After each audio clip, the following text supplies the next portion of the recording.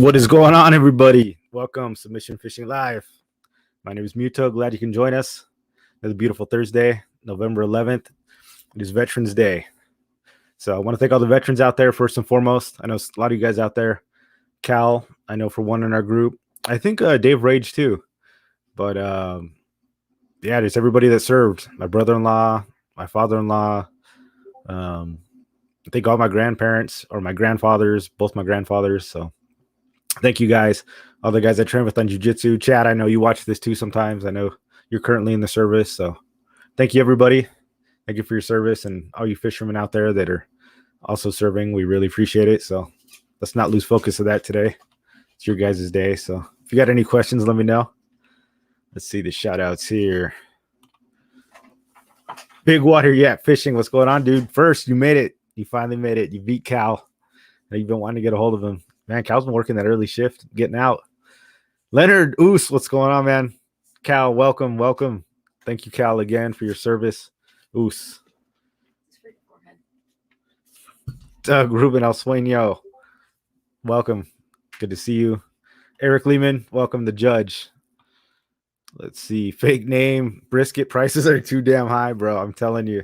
All meat, meat in general is too damn. Beef in particular is too damn high. That's for sure. I mean, brisket used to be like $3.99 a pound. Now it's like almost $6. It's not just brisket though, dude. Steaks. It's not even just meat. Everything's too damn high. Gas prices, inflation's gonna wreck us pretty quick here. Let's see. Jessica Oos, welcome. Eric, how much was going to buy tomorrow an employee who's how much was going to buy one tomorrow? Oh, for an employee who's turning 67. We just bought one from Costco. How much was it? It was $5 something a pound. It was $5 something a pound. 98. So it was probably like $70. Was it? Probably like $70 smaller, or like something. $50. Oh, it was like $50. It was a smaller one. Prime. It's prime. It's a prime brisket though. You can get them at Costco still pretty cheap. I know if you go anywhere else, they're still gonna pay like the $6 a pound. If you can do it, just get a half brisket, Eric. Like you can get like the point or the flat, but get the point. Should be cheaper. Info, man. And if they're untrimmed, they're cheaper too. If you get them all trimmed up, they try to jack you on the price. Enough about barbecue talk. Graham, what's going on, dude? Welcome. Seems to be $15 or more. It depends on the area and the grade. $15 or more, not per pound. You're buying the wrong brisket, dude. Brian likes to fish. Welcome. Glad you can make it. Well, you're not making no baits today, Brian? They give you the day off. Jesse Oos, welcome. Congratulations, Jesse, species champion of the world. Dave Rage is a vet. Yeah, he is. That's right. Thank you for that, Cal. He was telling me the story. I think he was saying we went out offshore fishing and he was saying they like cut his mullet off or something like that. It was pretty funny. My dad's Stationed at Miramar. Doug, stationed at Miramar, and our squadron made movies for Top Gun. Awesome. Thank you, Doug, for your service. Good stuff, guys. Danny Boy Fishing, what's going on, dude? I think we're on teams for a DFA event. So that's awesome. We got to get our teams together. What else we got here? Was a Star Wars poster in the background. That's actually, I got that at Comic-Con one year. I think it's like the bounty hunters.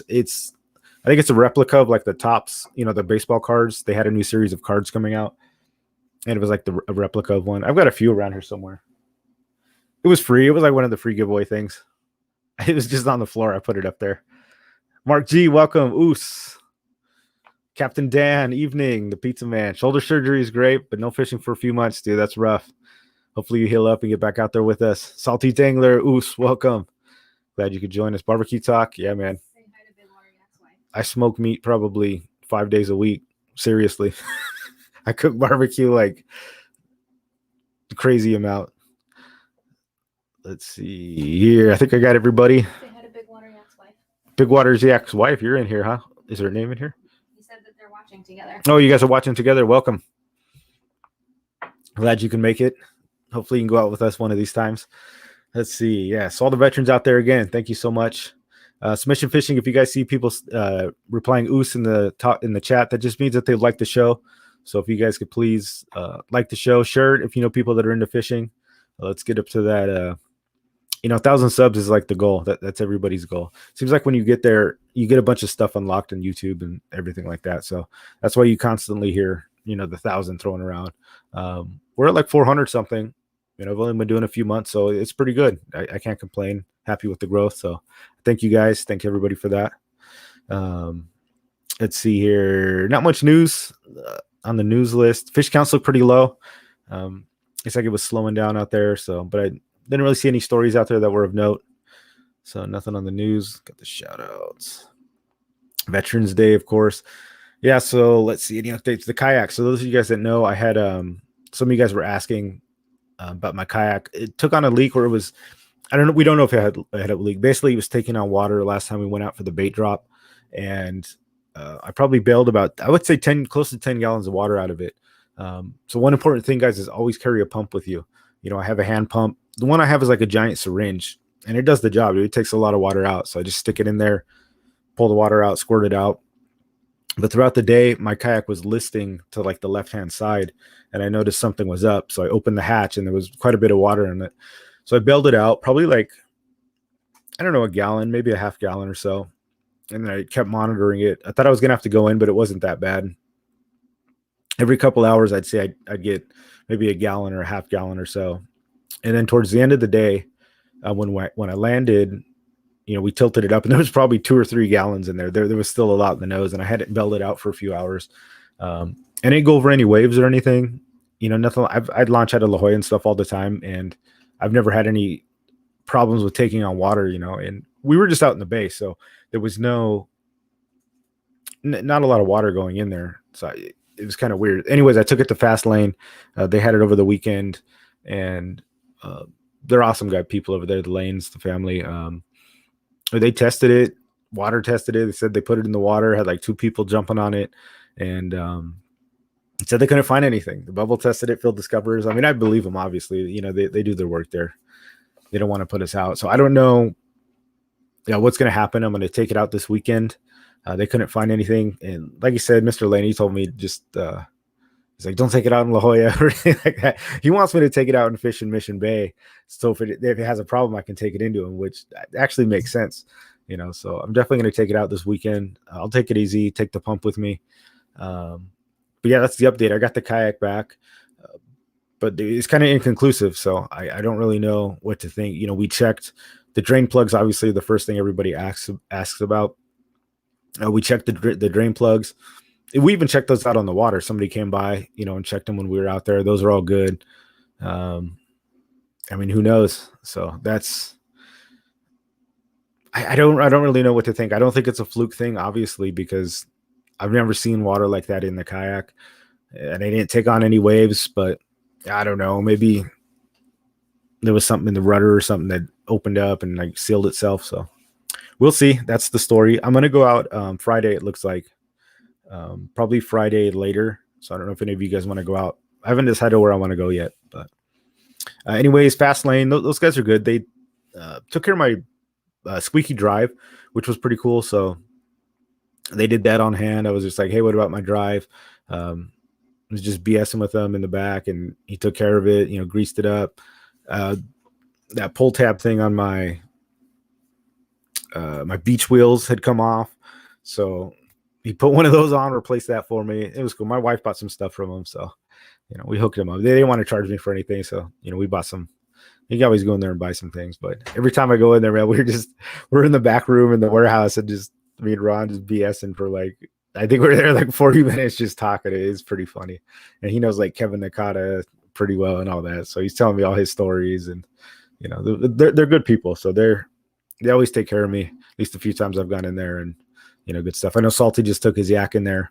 So it's a good place to buy a kayak anyways. I know I'm not sponsored by them or anything, guys. I bought a kayak from them, and, but they're good. They don't ever, I've never had an issue with, them saying they're not going to handle anything or something like that. Plus I think they do the warranty through Hobie anyways. I mean, Hobie, I'm sure, pays them for all the stuff that they do. So if you're looking to buy a kayak, I do recommend Fastlane just for the customer service aspect, the peace of mind you guys get knowing if something's up. And I've heard that from everybody. Everybody I know that's bought a kayak there that's had an issue has had the same experience that I've had. So they're just quality people, and that makes a big difference. So working with good people is extremely important. Let's see here. Catch up on the chat. Sorry, guys. Eric, maybe it Point was just so dehydrated juicy. water they were testing them with.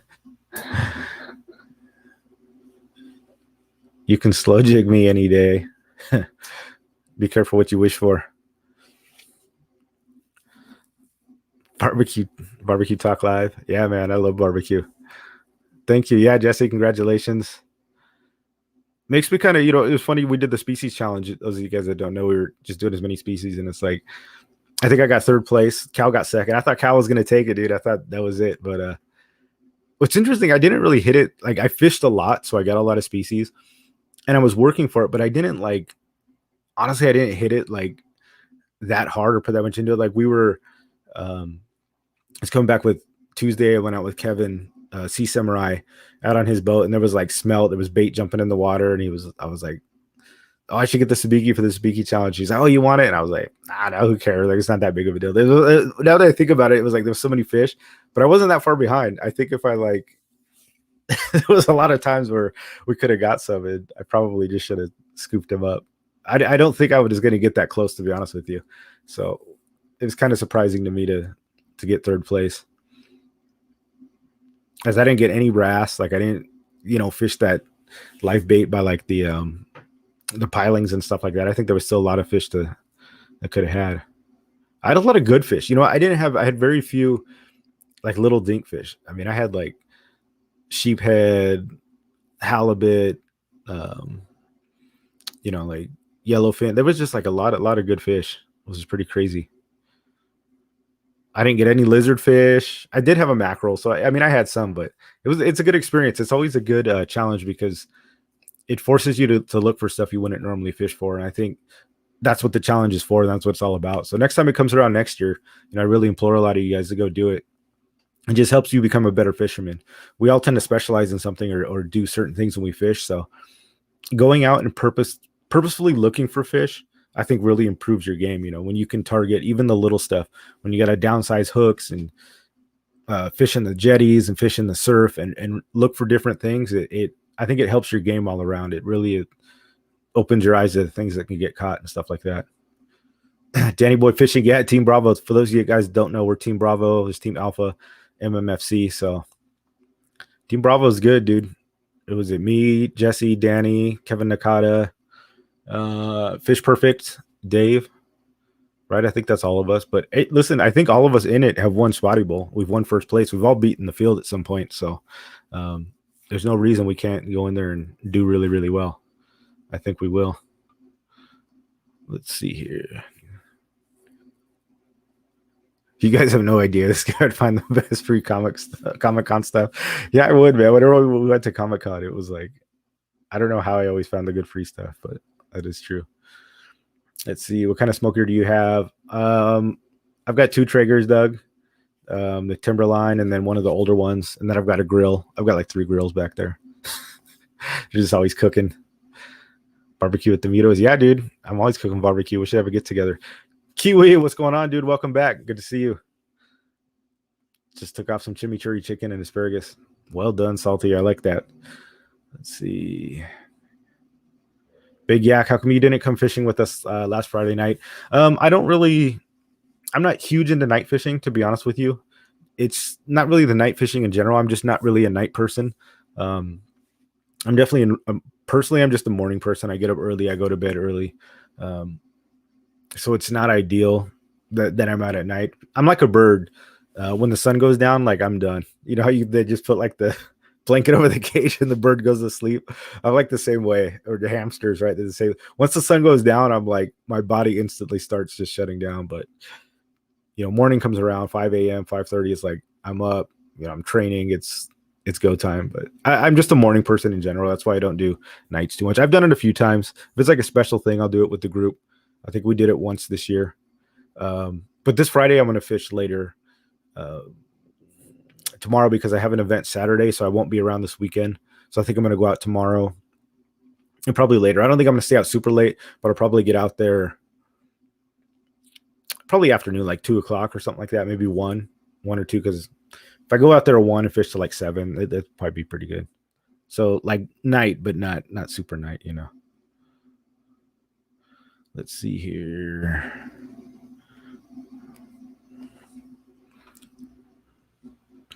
I thought Big Yak went fishing with you guys, didn't he? He did. Yeah. Eric said just joking, he was out there. You need to get your wife next to you to boost your ratings.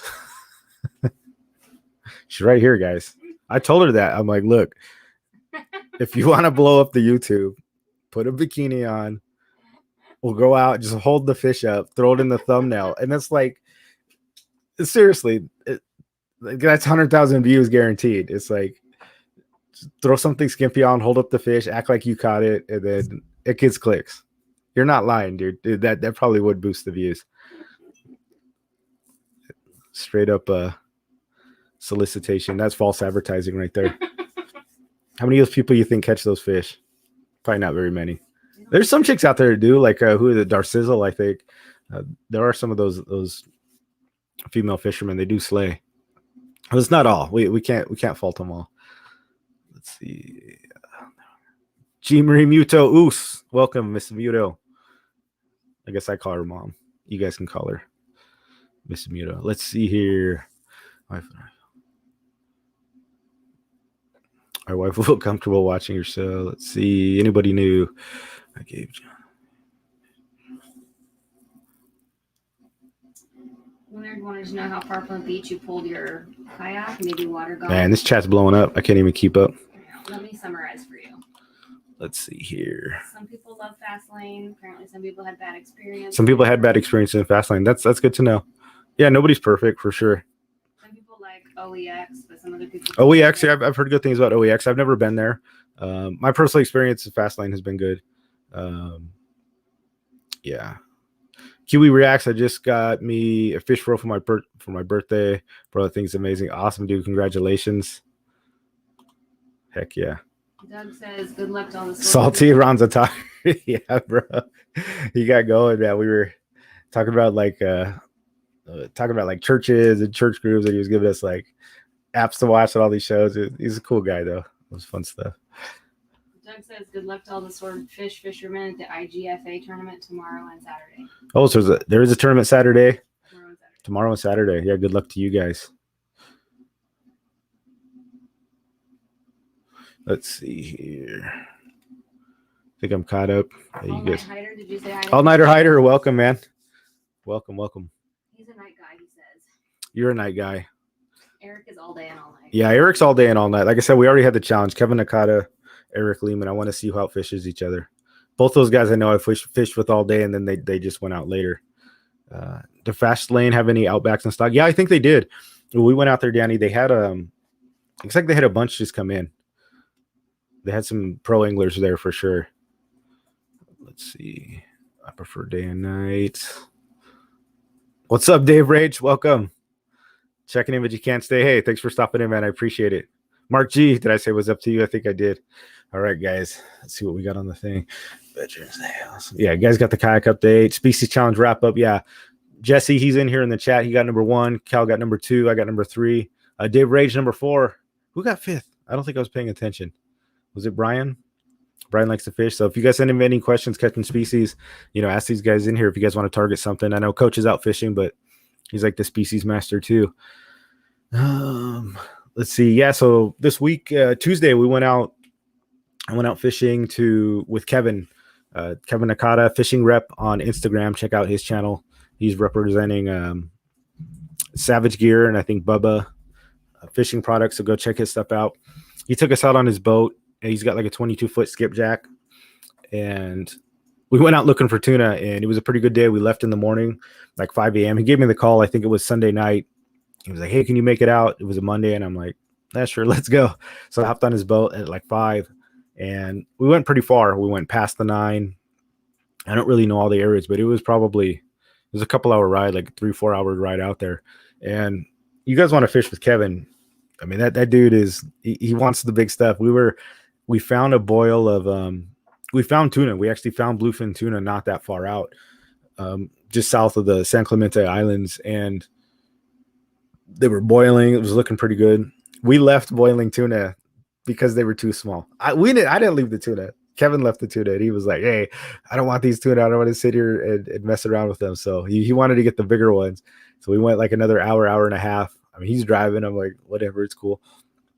And we did found them. We found the cows, man. We saw some of the.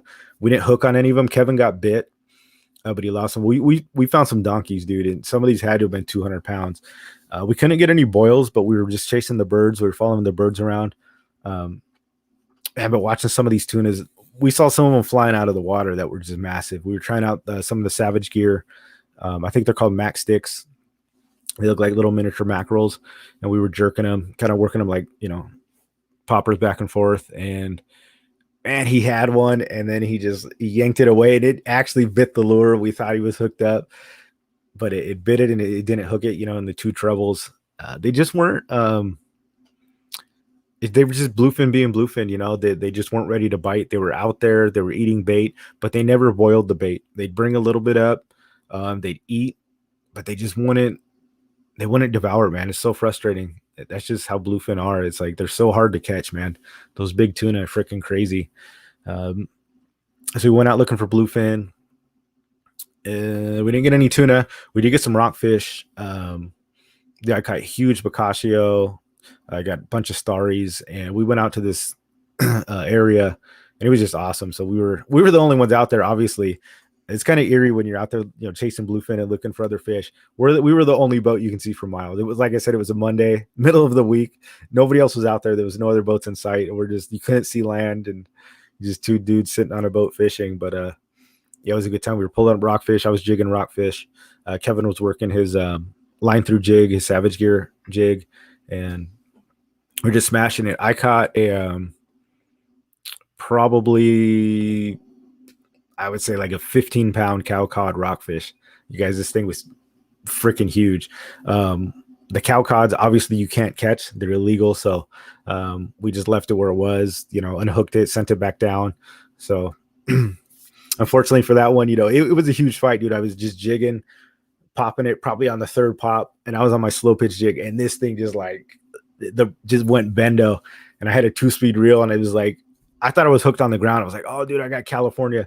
And I was trying to yank it up, and when it starts to move, and I got it about 3 cranks up and just got like that big head shake. It wasn't like the tuna head shakes. It was just like big thing. It probably took me, we weren't that deep, maybe 300 feet or something like that, but it still took a while to reel up, man. That thing was freaking hoggy. It was awesome. We were so pumped. We thought it was like a vermilion or something.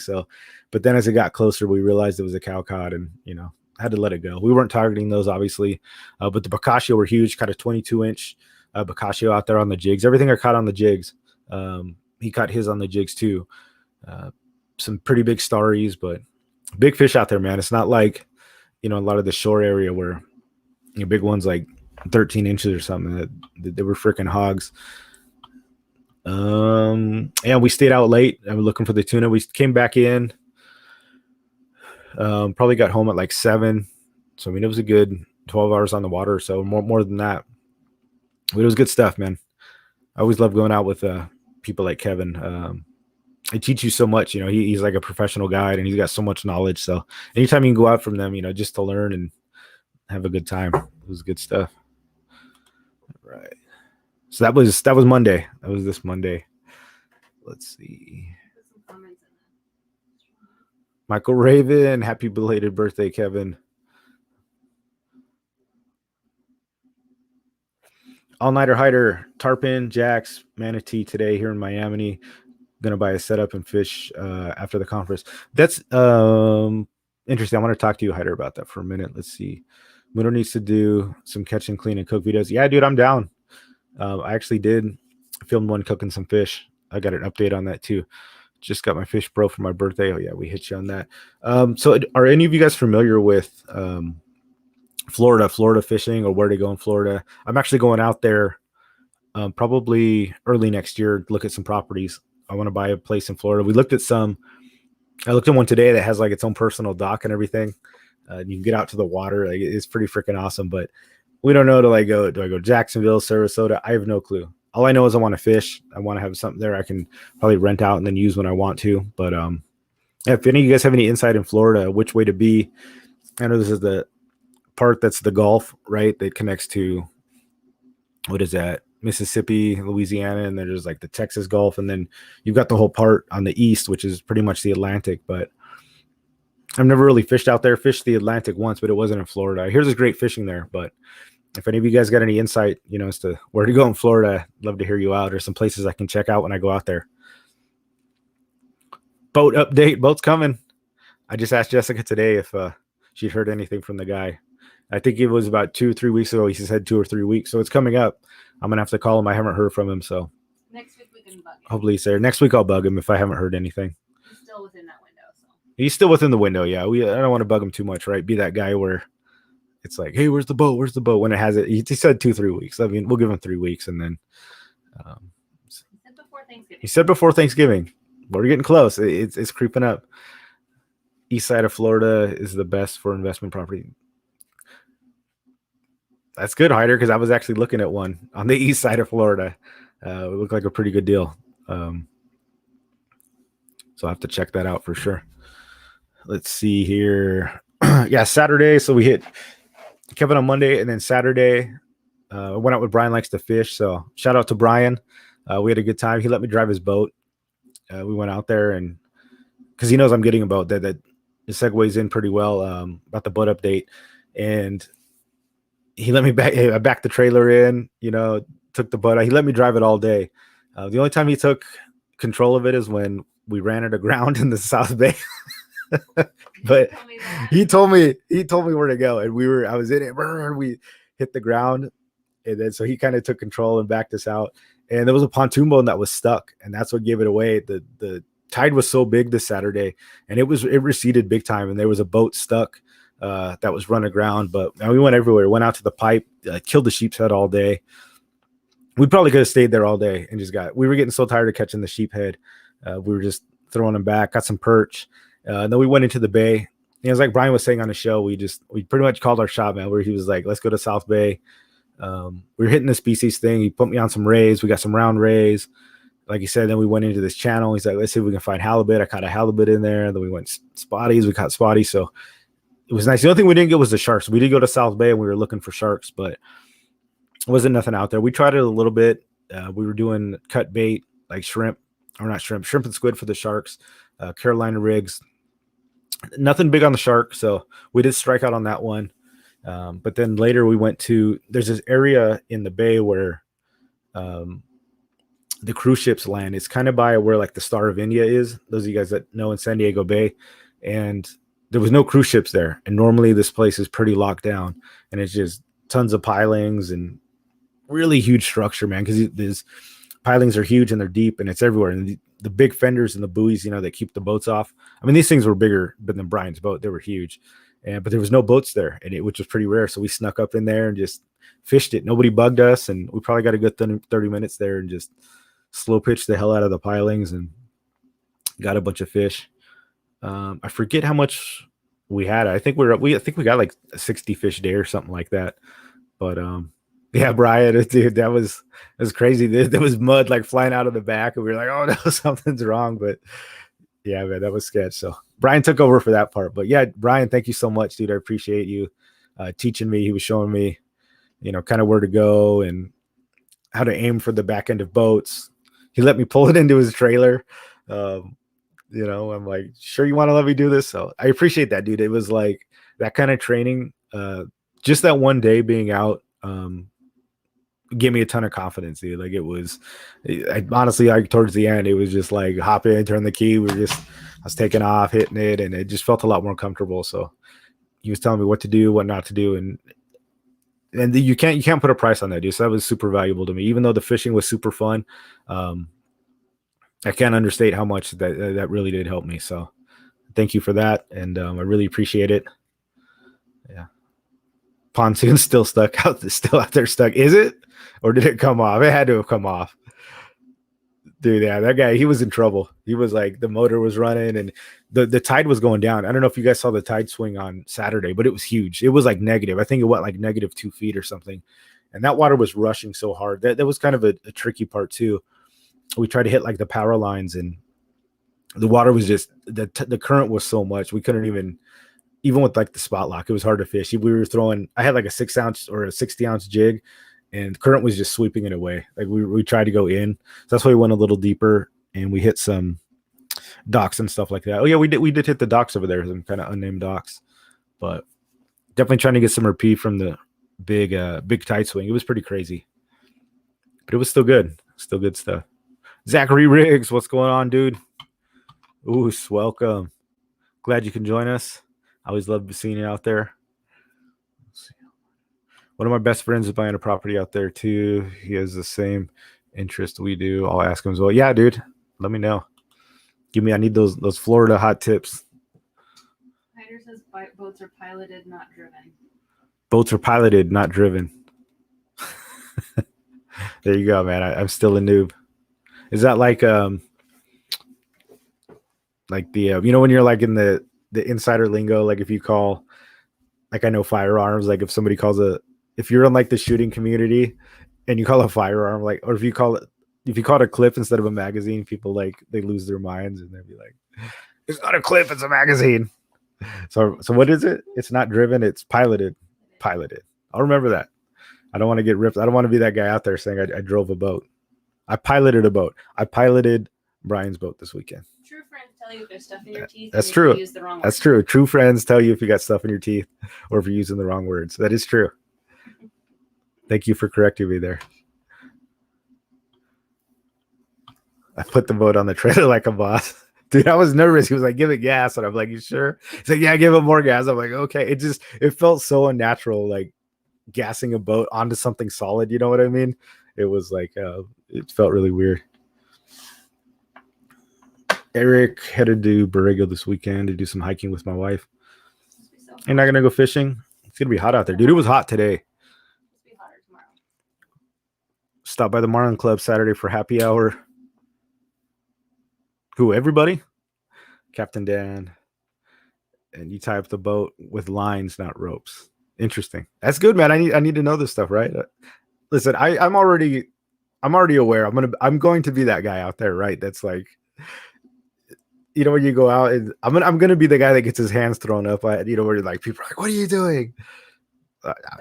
I'm prepared. Yeah, you guys are gonna pretend like you don't know me when I'm out there. I guarantee it. I'm ready for it.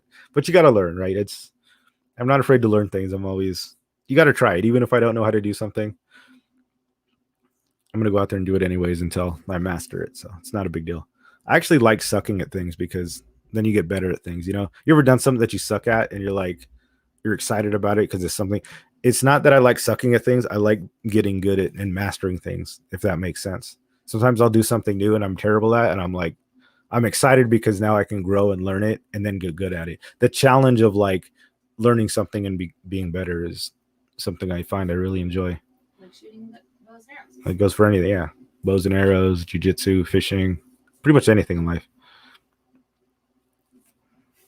Please don't pilot with your bumpers out. Please don't pilot with your bumpers out. Dude, I saw something on that. Like I watched some things on YouTube where it was like things not to do as a new boater. That was like one of the big things where like the fenders were like bouncing in the water. They were just letting them hang, and they're like, "Oh man, what are these guys doing?" It's like a sure sign of a noob, right? Just leaving them out there. It's good tips, dude. Michael Raven, welcome, by the way. I don't know if I've seen you in here. Yeah, dude. All those things. I'm telling you, I'm gonna be out there just like, look at this dude, anchor down or whatever it is. Graham, welcome, dude. Yeah, Danny Boy, I saw. Let's see here. What about your forehead? Are you going to talk about that? What about it? Eric wants to rent it for his body bowl. Eric, you want to rent my forehead for how much? $20 was the offer. You could up it. $20? Come on, Eric. You gotta do better than that. So you could stick it on your forehead. You gotta do better than that. You want that auction space. You want that auction space. I tried. Let's see. Groupon jet skiers, dude. That's next level.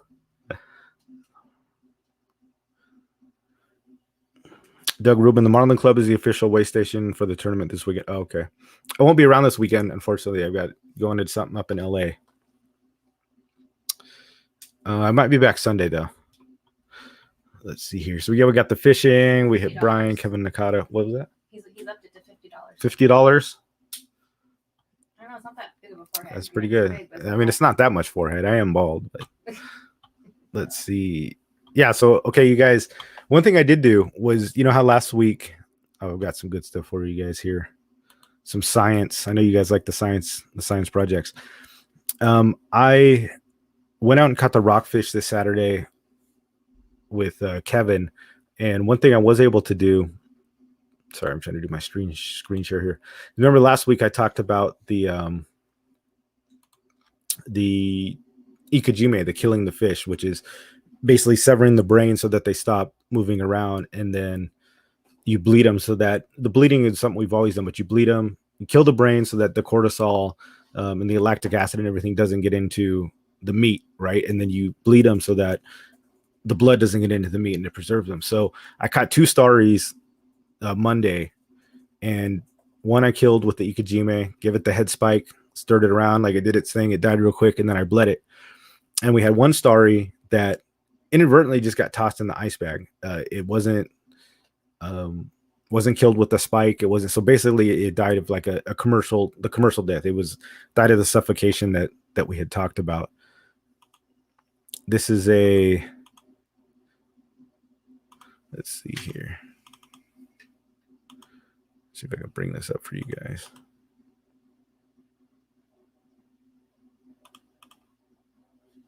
I'm trying to open my picture here. I'm having technical difficulties. You need, like, hold music. I do need hold music. Maybe Eric can sing for us. Dario's here. Dario, what is going on, dude? Welcome. It's been a minute. Ooh, welcome, dude. Yeah, Jessica just said it's been a minute. I know. I was just giving him a hard time the other day about We owe him stickers. how he's never around. So, anyways, let's see here. I'm getting there, guys. Sorry, I need to practice like Roman.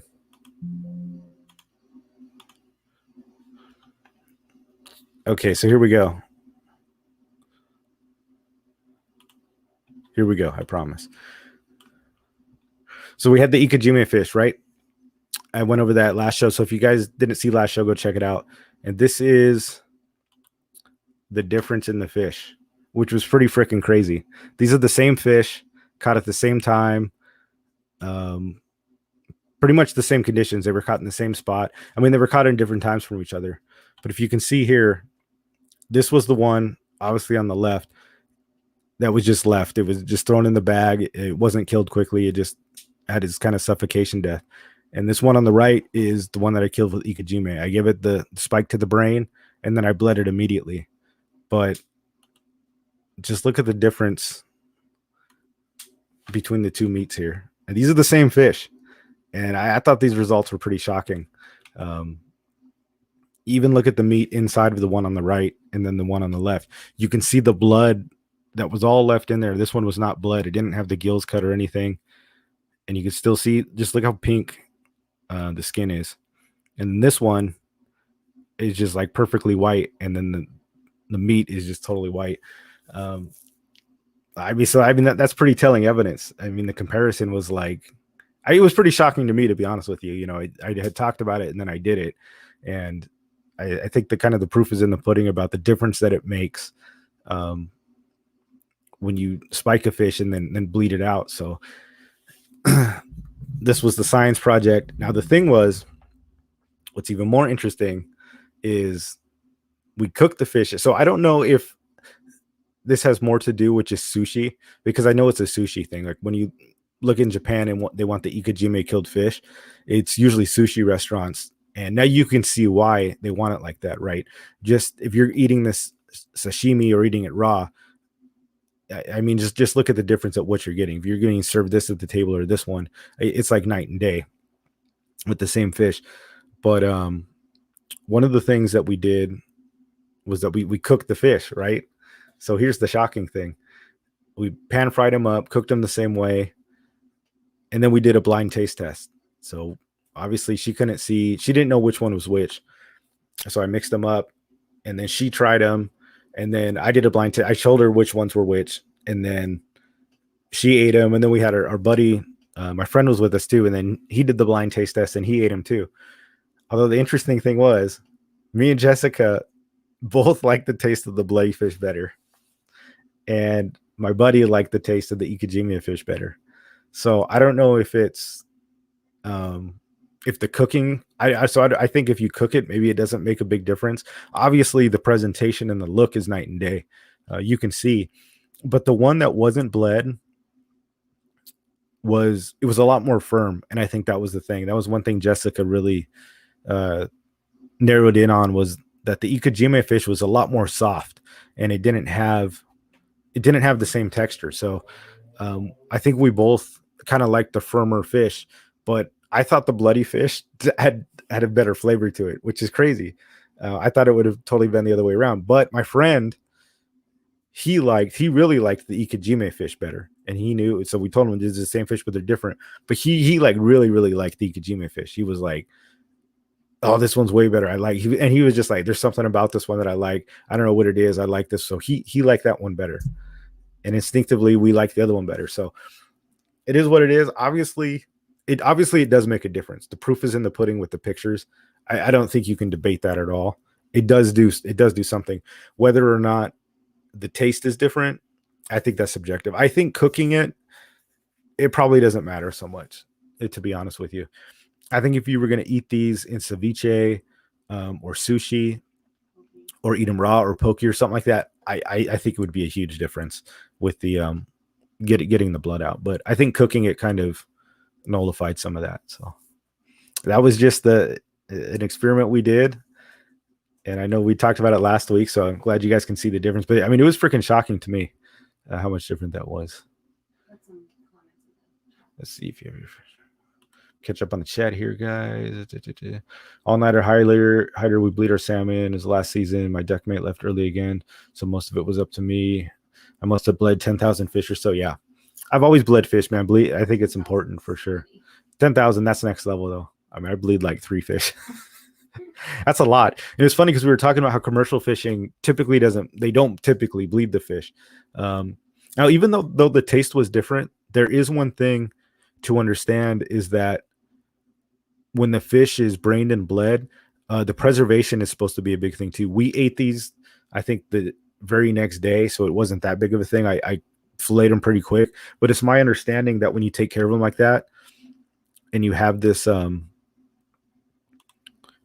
really white meat, it does last longer and it doesn't spoil as fast. So I do understand that it's the blood and that it's all this blood and stuff like that will ruin the meat and make it spoil faster, as opposed to this one. So even if the tastes are similar when you cook them, this one will stay fresh a lot longer, is my understanding. So I would still recommend it. Like I said, the taste wasn't night and day. It wasn't like this one was terrible and this one wasn't. They were pretty freaking close. There wasn't a huge taste difference. This one was a little more firm, a little better tasting, but if you served this one, it was just as good. I mean, I don't think anybody would have noticed the difference. But not only just the taste, I think preservation is a big thing too. So just keep that in mind. That was my test. I think I'm going to test some more. I'd really like to test it with like some sushi grade fish or some raw fish and see if that makes a big difference. I think it would, based on what I've seen. Eating that thing raw, I think would be a big deal. Let's see. This is the greatest show in San Diego since there's no more movie reviews. Well, you like the movie? You got movie reviews. Eric, you just got movie reviews back. He's talking. You guys want to tune into a Fishy Hour on Roman Castro's channel on Wednesday. So you can see Brian. Brian likes to fish. He's in here. He's in the show. He's a co-host over there. So guys, check that out. He does his movie reviews. That's what everybody wants. That's really why they all go. Nobody wants to hear about the fishing.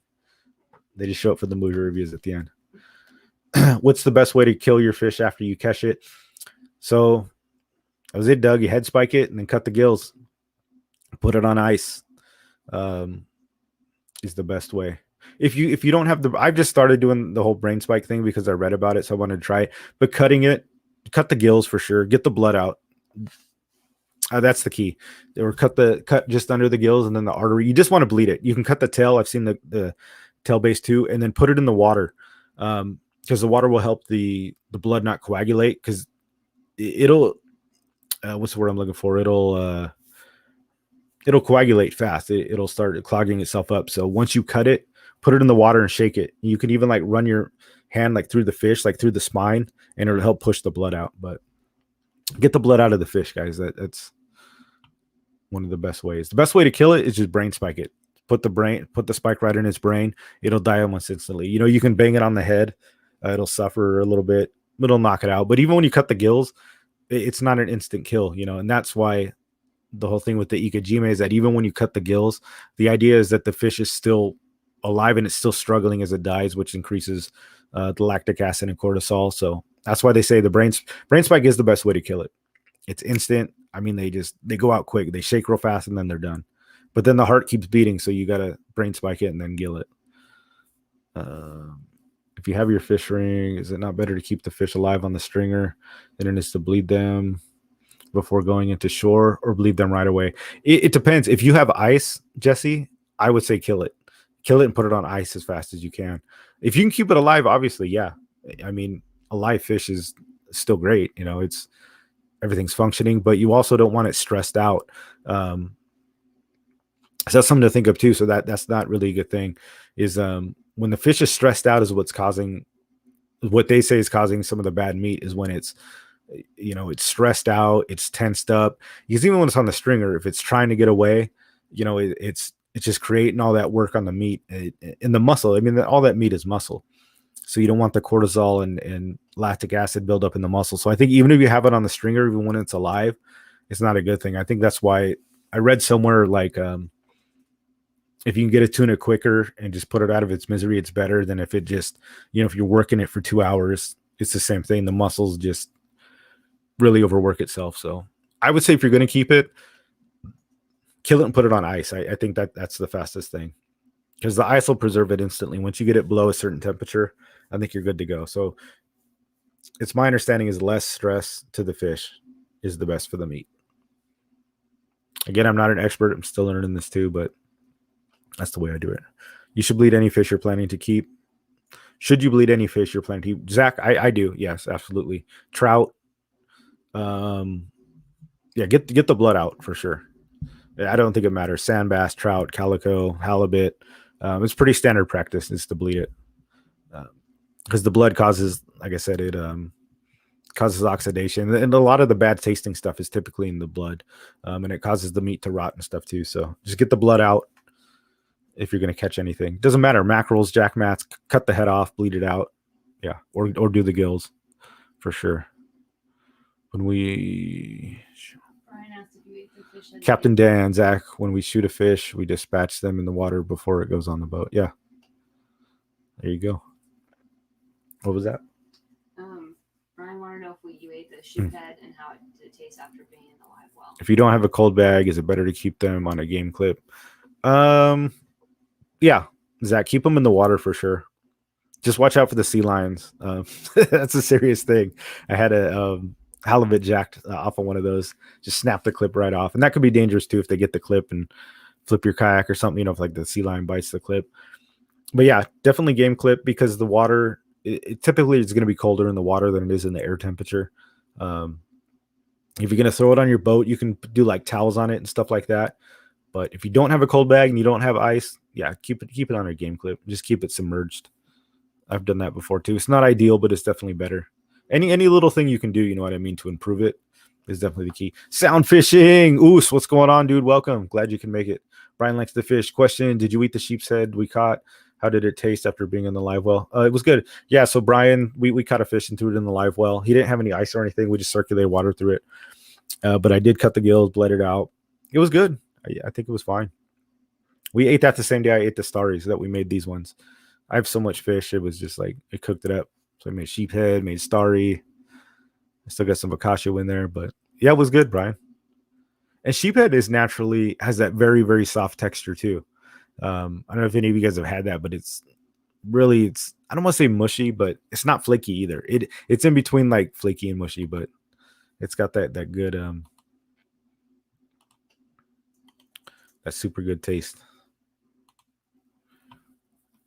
Oh, here's the other picture here. That's the spike right there.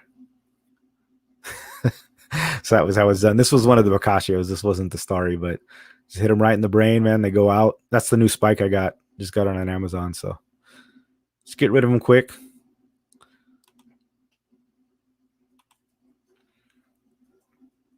Kind of gruesome. Let's see here. Do we have questions? Oh yeah, we did have questions. Right. From Instagram. Which ones were there? Swordfish. Do you ever fish Baja? Somebody asked, how do you catch a swordfish? I have no idea. To be honest with you, I've never caught a swordfish. And who would that? El Sueño? Mm-hmm. Oh, El Sueño? I don't know, dude. I have no idea. I've never been swordfish fishing. We went out there and I know they were setting up buoys, and like the commercial fishermen were out there and they have buoys set up. And it's my understanding that they put like fish on the buoy, and then like when the fish eats it, like the buoy takes off and they track it down, or it gets caught, or it's something like that. But I honestly have no idea. I've never caught one online. And then who asked if I fish Baja? Danny? It was Danny. Danny, yes, if I ever fish Baja on Instagram. I have not. I fished down in Mexico. I mean, I fished down in Baja if you count the islands and stuff like that. I've been out on a boat, like a sport boat, many times out in Baja California, but never like on the land or like off the coast. And then somebody else had one too. And then right? Somebody wanted to know how to get slow pitch to work. And what was his name? La Raza 1997. La Raza 1997 on Instagram asked, how do I get the slow pitch to work? LOL. I could do 3 shows about that. Luckily, I've got YouTube videos where you can go watch them. The biggest key I can give you is if you're fishing in the bays, like if it's 30 feet or less, you want as much free spool as you can get. I think that's the key. You want your jig to flutter and dance down. And honestly, if I can go back and give some advice, I would probably say get a spinning reel. Get a light spinning reel. Probably like a 2500 or even 1000 size with some really thin line. Get like Berkeley X9. If you can get some X12, do that. But it's super thin, super small line, but on a small bail. And honestly, I think that's the easiest way to start, because when you throw the jig off, the line just comes off the bail. Even on a conventional, like a bait caster, it's got to unwind. There's a mechanical drag. Even when you loosen the breakup and the tension all the way, it still has to pull, the jig still has to pull the line off of the spool itself, which causes resistance. You can do it if you know what you're doing, but if you just get a light spinning reel, by the time it hits the jig, the line, it comes off the spinning reel. There's no tension. There's nothing mechanical that's forcing it to come off the line. It opens up. So if you using really, really light line on a small reel, the small reel is important because it's the circumference is smaller. So if you get a big reel with a real heavy line, you're kind of running into where it's got to go a huge revolution and then it's taking off a heavy line. But if you get a small reel, like I use a little 1000 size Penn Battle 1000, which is Penn Battle 3000 size. It's actually a really small reel, but that thing's got beefy drag. But the reel is so small and I have such thin line, you can throw a 10 or 20 gram on that thing, but the line it spins off and there's almost no tension. That jig is going to flutter down like crazy. So if you haven't done it before, honestly, I would try. In my video, I know the very first video I made, which wasn't that great of a video. When I go back and look at it, it's kind of rough. I used a bait caster, and that does work where you want the spool open as much as possible without backlashing.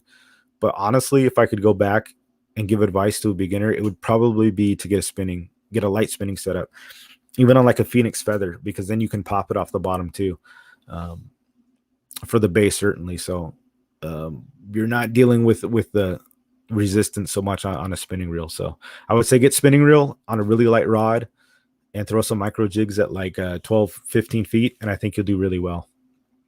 So try that out. Tell me how it works. I guarantee you get bit. And I know it sounds stupid and ironic, like a obvious thing.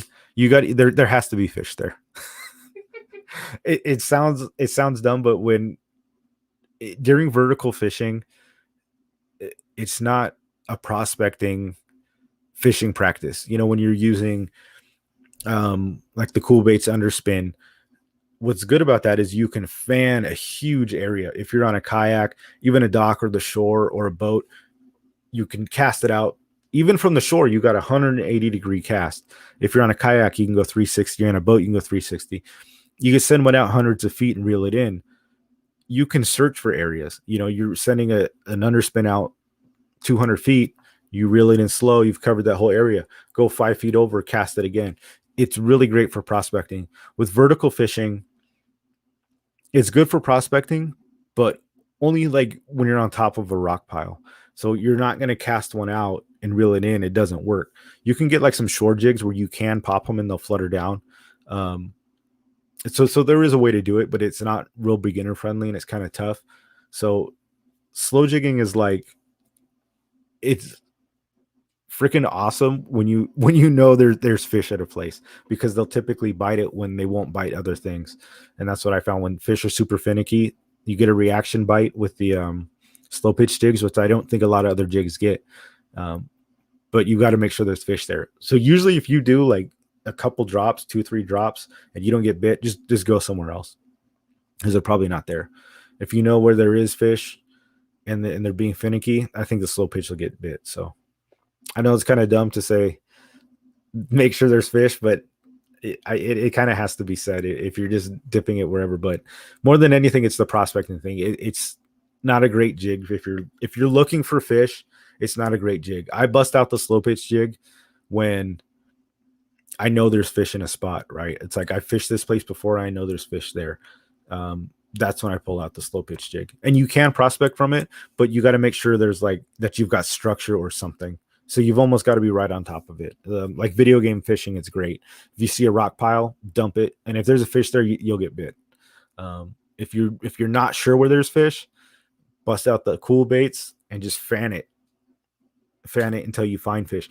If you find fish in a spot, then you can go over it and vertical fish it once you know that there's fish there. So small setup, light line, spinning rod, and probably 20 gram or less jigs is where I would start. And just once you drop it, flutter it, lift it off the ground high, pop it like 2-3 times. So once it hits the bottom, make sure it flutters down. Once it hits the bottom, lift it. That's the whole point of slow pitch jigging. You want to do the pop, let it go, pop, let it go. 2 times, you're probably good. Reel it up, go to the next spot. Don't just sit there dumping it in the same place over and over. Just keep working, just keep moving. That's the key. Eric just got 1,000 Shimano. Eric just got 1,000 Shimano. Awesome, dude. I love my little 1,000 reel. That's what I throw my little 10 grams on. And I catch sheephead on it too. Oh, this weekend I did with Brian, dude. That was really fun. I think it's more necessary on some fish species than others, though. What is that, Dario? The bleeding? Yeah. Yeah, I agree with you. But it's not bad for any fish, right? But it's one of the things where it's not going to hurt. It's definitely more important. Like bonito, I think it's absolutely necessary. Some fish it is necessary, but it's never like it can never hurt. I mean, there's no fish where you're like leave the blood in, you know. Dario has a foot injury, pinched nerve. Ooh. How bad is it, Dario? Did you slip or something? Or hopefully you can get on the water with this, dude. It's healing. Sorry to hear that. Did you take a spill? Let's see here. I can ask Eric about turkeys now. Eric, are you still removing the rear hooks when you're fishing the rocks? I have been lately, yeah. For those of you guys that don't know, the jigs usually have a hook on the front and the back. If like at the bait barge, I take the hooks off and I fish the top hooks. But when I fish rockfish, I use long jigs and I only leave the hooks on the back. And Kevin Nakata, we were out there and he was like, "Oh, does that work or whatever?" And I was like, "You watch." And I was freaking slaying. For whatever reason, the rockfish always bite the back of the jig, like 90% of the time. So I always do 2 hooks on the back. I was running like 1 in the front, 1 in the back. Just do a short. You don't even need the long ones. Do the short hooks, big hooks. You want, you can even go like 5-aught hooks. Make sure they're big for the rockfish, but you don't want the super long dangly ones. Get the ones that are like really short that are actually kind of close to the jig and put them on the back. So you've got the jig. I tie onto the eye with the line, and then on the bottom of it, I put the hooks. The rockfish just destroy this thing, and they always bite the back for some reason. And that's just something I've learned. It's like, I don't think I've ever really had bites on the top. However, when I'm going for, like the sand bass and stuff like that at the bait barge, I've been running just hooks on top. So you have the jig and your line. do the hooks on top and have the hooks go about halfway through the jig, and I take them off the bottom. That way, right when I hit the bottom and pop it up, I just get less snags is all. Eric, it's like losing too much jigs. Even you probably get more fish if you have a hook on the back. I think you probably will, but I don't know. I think you save a lot more jigs than you do lose fish, if that makes sense. I just got tired of losing jigs. And you still get bit, and they still hook up. The hookup ratio is still pretty good. And then for spotties and docks, I still run usually the one small hook on each end. So on like the small jigs, I'll do a hook on each end, the single hook, one, two, just for a better hookup ratio. Unless I know it's like super snag city, I'll just run the 2. And then for those of you guys that don't know, there's 2. I should have hooks here, but I don't. I didn't know we were going to talk hooks, but slow pitch jigs, when you get the double hooks, on slow jigs, the hooks face inwards. So they're smooth on the outside and the hooks go inside. And then there's long fall jigging or speed jigging, and the dual hooks, the hooks point outside of the jig. So that's something to look at. Not all hooks fold inside. You want the hooks that are touching each other. And so the outside of the hooks are rounded. That way, when you're bouncing, you have less chance of getting a snag. And when the fish bites it, the hooks will smash in anyways, and then they'll come out. But there's also dual hooks that have the hooks facing outside the jig. You don't want those ones if you're fishing structure. If you're looking for pelagics or fish out in the open, go ahead. It doesn't matter. I would probably get those because you have a better hookup ratio. But if you're going to be bouncing it off the rocks, make sure the hooks are facing each other, facing inwards. And they are different. So when you're looking at hooks, some can be switched. If they're on an independent ring, you can just put them the other way when you drop them. Some are tied in such a way that they can't be reversed, though. So don't get the out-facing hooks if you're facing structure. If you're going for tuna and stuff like that, go ahead. That's actually what they're made for. But if you're going to be bouncing it off the rocks, make sure the hooks are facing inward on each other. You'll lose less jigs. Let's see here. Originator and Unicorn Theory. Originator, Unicorn Theory bites the back hook. Hallie bites the back hook, yeah. Unicorn Theory, what's going on, dude? Welcome. Don't think I've seen you here before. Glad you could join us. Let's see. Yes, much better hour now. We're talking about shocks down in the Grove. Oh, talking about shocks. Awesome. Let's see here. Engler's Arsenal. Off-roading. We should go off-roading in our Yeah, aside from that, guys, if you have any more questions, let me know. I was just trying to catch up on the chat. I think, like I said, I'm probably going to go fishing tomorrow. I'm going to be out of town Saturday. So if you guys have any questions or anything, you guys could always hit me up too. Eric. On Instagram. Oh, Eric, you want to come on? I don't want to go on there. I just want him to listen. You don't want to go on? No. Eric. Jessica has a question for you. Question. I've heard that turkeys are the national bird of Ramona, and I want to know if this is true, and if you have any pet turkeys, and what the turkey situation is in Ramona. Thank you very much. There you have it, Eric. Turkey situation. He said yes. What I wanted to know is, can you hunt the turkeys? Seriously, like, can you, or are they protected? You know, sometimes people, like a city will have something and they're like, oh, we're known for this bird. Oh, but you can't kill it because it's like our bird. Or can you hunt up there? I went turkey hunting last year with a bow and it was pretty fun. It wasn't in Ramona though. Used to be the turkey capital of the world. That's what I hear. So what do you do with the turkeys? You just let them go? Yes, you can hunt them. What is this yes to? Yes, I have a ton of turkeys on my land. Oh. And can you hunt the turkeys? I'd love to take my bow up there. That'd be awesome. There you go. Cal's on board. Cal's on board. Brian, lend us your land, dude. So wait, do they just go kill some? So do they just wander around town? In Oatman? Jessica wants to know. Do they just like wander around town? Do they lay eggs and stuff? He said this. We also have a turkey in. Apparently it's a thing. I mean, turkeys are a thing. This isn't a turkey talk show, Jessica. It's fishing talk show. I don't meet people from Ramona all that often.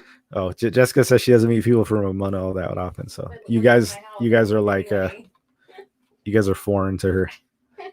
The Ramona people. I mean, how many people Yes, sometimes I can. national bird for their town. Brian said yes. Sometimes I can be on my couch and throw a rock out the window and kill one. They're all over the place. Really? Dude, that's crazy. I didn't really know that. You could hunt turkey, but they're smart color vision times 14. Yeah. Wants to go bow hunting for turkey too. Yeah. I went bow hunting for turkey last year. It's fun. Yeah, but they're hard to see too, and they know when you're coming. It's not easy, but once you get one, it's awesome. Leonard's done work at the turkey, and dude, I think next week, turkey talk. Who needs fishing? We'll just talk turkey hunting all day. And barbecue. Turkey and barbecue. I'll go all over the golf courses. Dude, it's crazy. There's also a herd of peacocks that live at my house. What? I heard peacocks actually pretty good to eat too, but that seems wrong. That seems wrong. I'd eat it. I eat anything. Maybe the females. They're not pretty. Not like I mean, I'll eat anything, but I won't eat like anything like Coach eats anything. Once I heard the turtle, I was like, I'm out. The turtle and carp, I mean, that had me. But aside from that, I'll probably eat anything. Turkey are very wary. Yeah, they are. And they're tricky too, dude. And those things hide. And they're hard to find. We spent hours looking for them. Once we got them, we lit them up though. Have you ever spatchcocked your? Yeah, dude. I'm like, heck yeah. I've smoked turkey. I think when I smoked it, I spatchcocked it just so it smoked quicker. Anyways, I'll let you guys go. It's after, it's been an hour to 6 minutes already. It's great hanging out with you guys. Like I said, I'll be out there Friday.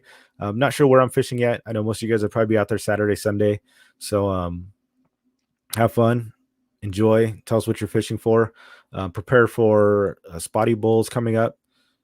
How much did we say? $50. How long do I have to wear, Eric? Spotty bull 2022. Don't forget Eric the Judge Lehman. He's in here. Sign up. We've got the DFAs coming up. DFA tournament versus MMFC versus Yak Ninjas. I think anybody can join. If you have 5 people, you can do it. You don't have to be an MMFC member or DFA member, but I think that's December 11th, I believe. So sign up for Spotty Bowl, sign up for DFA. Also that same day is the Toys for Tots rally. So if you don't want to do that, bring a Toys for Tots. There's a tournament there down at Mission Bay, Dana Landing. So they're collecting toys and stuff like that. So get the toys, bring the toys. There's lots of tournaments coming up. If you guys are interested in fishing and competing, go do it. I mean, it's fun. Nobody really, we don't try not to take it too seriously. I think the DFA one probably more serious than the other ones. Everybody wants to beat everybody out, but everybody's cool. DFA is cool. Aaron, his brother, all great guys. If you guys want to support the stream, go to submissionfishing.com. We got shirts, we got hats, we got fish frosting, got everything you can. Well, not everything. We got a lot of things you can imagine. But thanks for watching, guys. Again, happy Veterans Day. Thanks for joining. Glad you guys all be here. Marvin, what's going on, dude? I don't know if I've seen you in here before, but thanks for joining, dude. You're awesome. I'm glad we can have you. And we'll see you next time, guys. Till next time. Tight lines. Oos.